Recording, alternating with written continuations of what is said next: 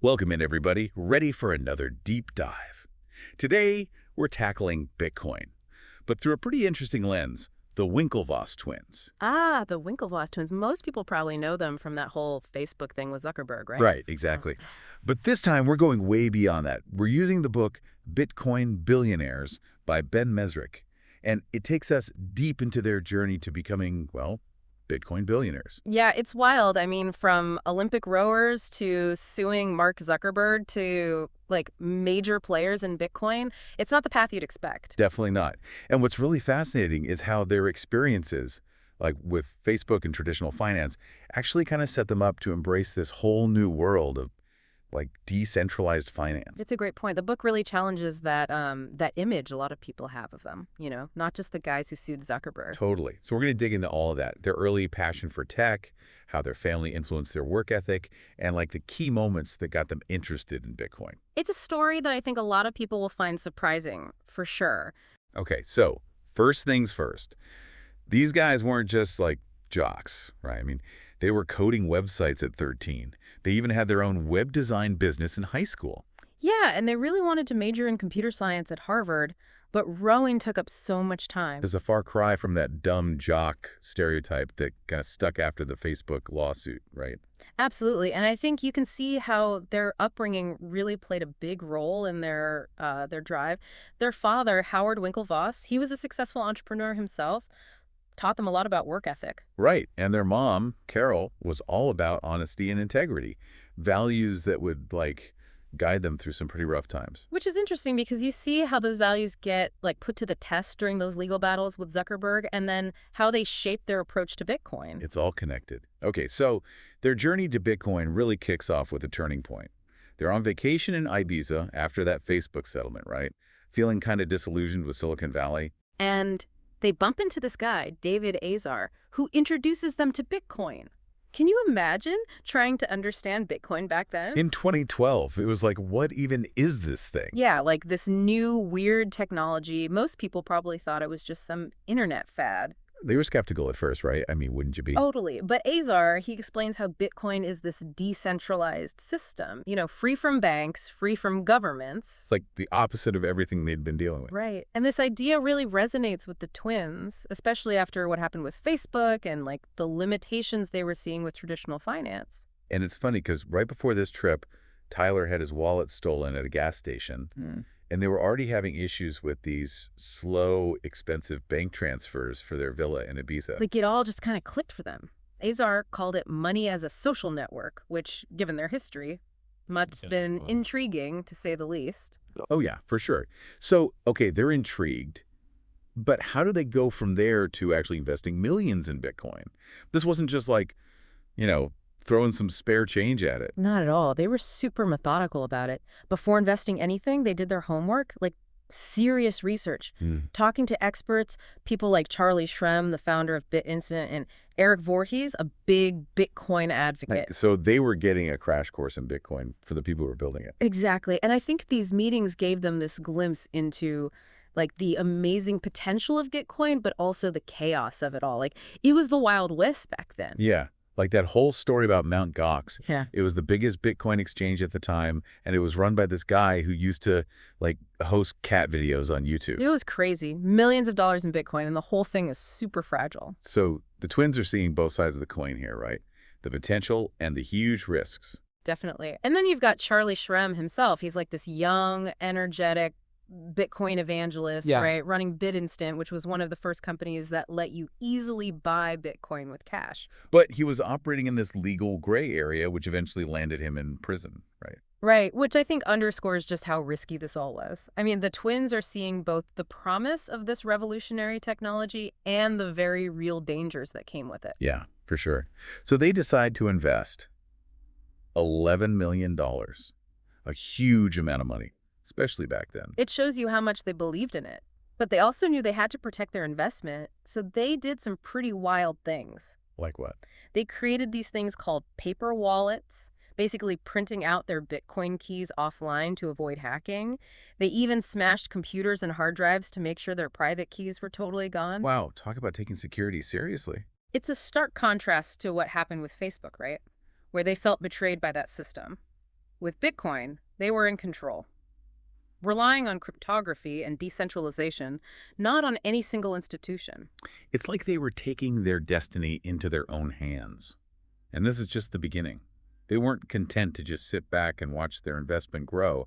They wanted to shape the future of Bitcoin. And that's where their advocacy work comes in. Trying to bring Bitcoin into the mainstream, talking at conferences, meeting with influential people, even pushing for regulation. Which is interesting because at that time, Bitcoin was still very much associated with, like, the dark web and criminal activity. They faced a lot of pushback, both from the traditional financial world and even within the Bitcoin community itself. People like Roger Ver, right? Yeah. A hardcore libertarian who saw Bitcoin as this tool for complete freedom from government. He wanted to use Bitcoin for things like Silk Road, that online black market.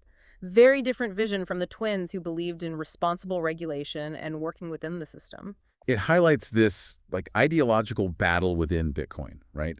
Freedom versus responsibility, a debate that's still going on today. Exactly. And then, on top of all this, you have the Mt. Gox collapse. The biggest Bitcoin exchange in the world, gone just like that. It was a huge blow to the whole community, reinforced that image of Bitcoin as risky and unreliable. So the twins are dealing with all this. Internal conflicts, regulatory hurdles, the fallout from Mt. Gox. And then another major setback hits. Charlie Shrem, their CEO at BitInstant, gets arrested for money laundering. It must have felt like one thing after another. It makes you wonder, how did they keep going? Their commitment to Bitcoin was seriously being tested. And that's where we'll pick up in the next part of our deep dive. We'll explore how they navigate this crazy landscape, their fight for regulatory approval, and what ultimately happens to their Bitcoin trust. Stay tuned, because this is just getting started. It's crazy to think that even after all that, the collapse of Mt. Gox, Charlie Shrem getting arrested, the twins actually doubled down on Bitcoin.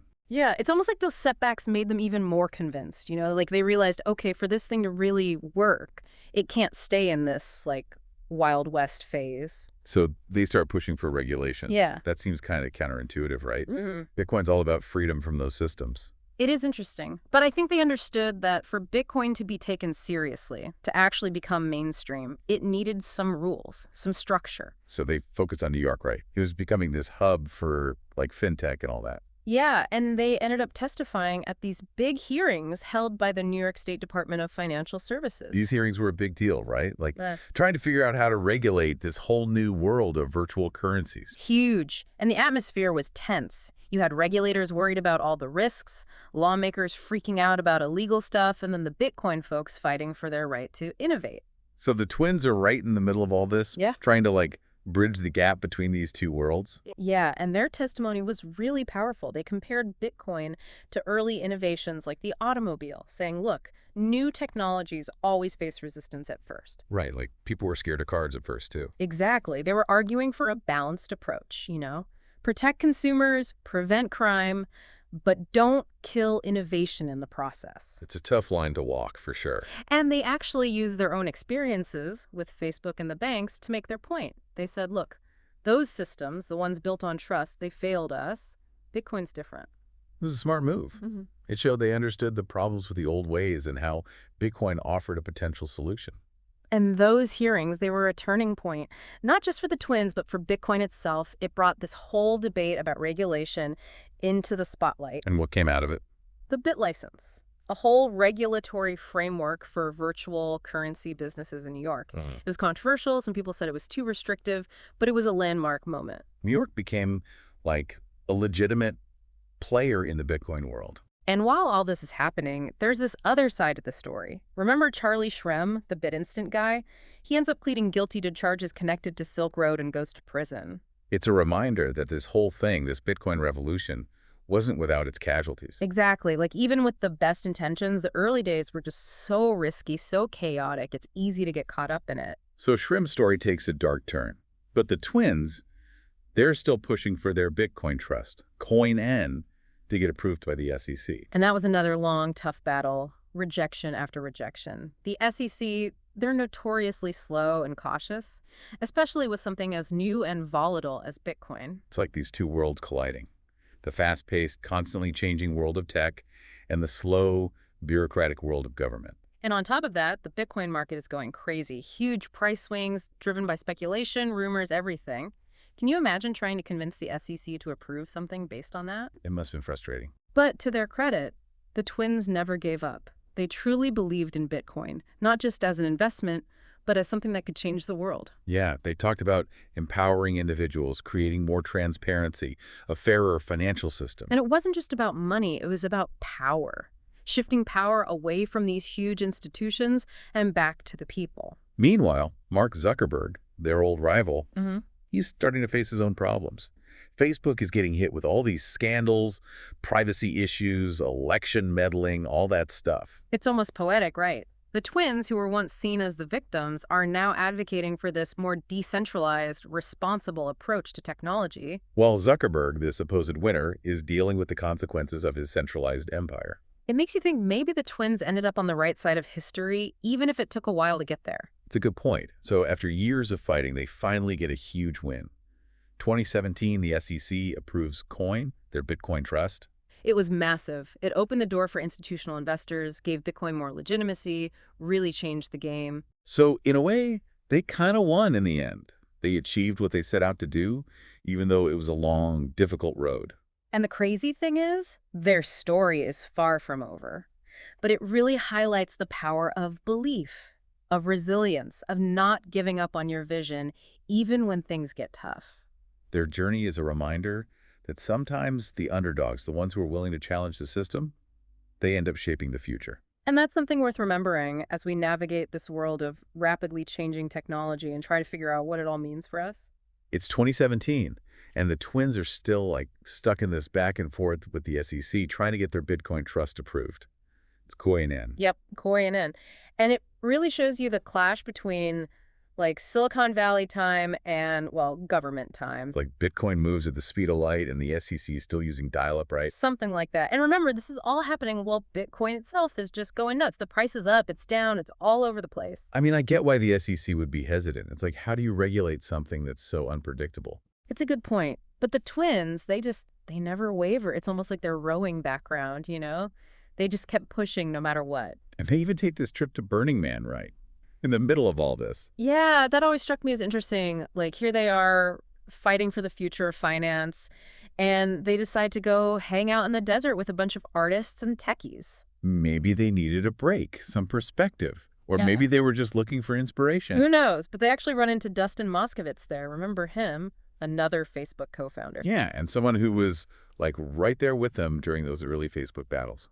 It's a brief encounter, but it kind of hints at maybe some healing, some moving on from all that drama. It's like even in this world of constant disruption and change, there's still room for forgiveness and growth. Definitely. And speaking of moving on, while the twins are at Burning Man, Mark Zuckerberg's facing his own problems. Facebook's getting slammed with all those scandals, right? Mm-hmm. Privacy issues, data breaches, all that stuff. Yeah, the Cambridge Analytica thing, election interference, it all starts to unravel. It's a stark contrast to the twins, who are now pushing for this more ethical, decentralized approach to technology. It's almost like they learned from their experience with Facebook and applied those lessons to Bitcoin. They saw firsthand the dangers of too much centralized power. Right. And their vision for Bitcoin, it wasn't just about making money. It was about giving people more control over their data, their finances, their lives. A more level playing field, basically. Exactly. And finally, after years of pushing,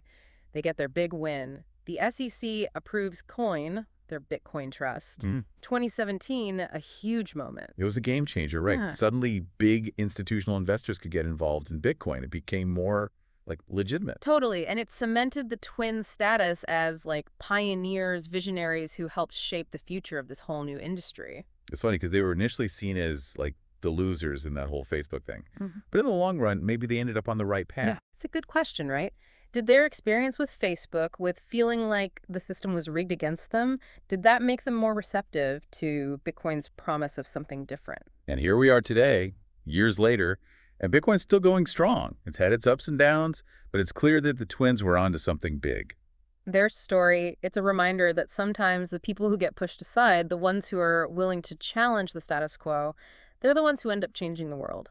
So as we wrap up this deep dive, I think the big takeaway is never underestimate the power of an idea. And never underestimate the power of people who are determined to make that idea a reality. Thanks for joining us.